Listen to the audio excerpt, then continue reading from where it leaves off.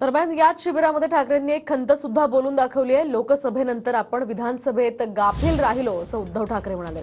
तर आपले मित्र पक्ष सुद्धा जॅकेट शिवून बसले होते असंही ठाकरेंनी म्हणत त्यांना टोला लगावलाय। तर जागा वाटपातच लढत बसलो, आपण केलेलं काम दाखवायला कमी पडलो अशी खंत उद्धव ठाकरेंनी बोलून दाखवली। लोकसभा निवडणूक आणि विधानसभा निवडणुकीत एक नक्की मान्य केलं पाहिजे की आपण गाफील राहिलो।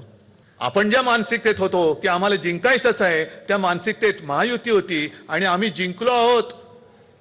अगदी आपले मित्रपक्ष सुद्धा जॅकेट बिकेट शिवून तयार होते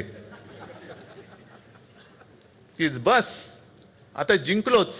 म्हणजे त्या निकालानंतर मला काही जणांनी जे सांगितलं, काँग्रेसवाले आले, राष्ट्रवादीवाले काही आले आणि मला म्हणाले, उद्धवजी एक चूक जी झाली ती झाली, ते नाव जाहीर करायचं वगैरे म्हटलं ते सोडून द्या, त्याचा आता इतिहास झाला। पण त्यांनी सांगितलं ते फार महत्त्वाचं होतं की विधानसभा निवडणुकीमध्ये आपण केलेलं काम आपल्या ह्या जागेच्या साठमारीमध्ये आपणच मारून टाकलं। आपण काय करत गेलो, तुम्ही किती देणार, एवढे आम्ही एवढे, तुम्ही काय करणार हे आम्ही हे, ह्याच्यातच राहिलं। अरे पण आपण उत्तमरित्या सरकार चालवून दाखवलं, हे आपण लोकांना सांगूच शकतो।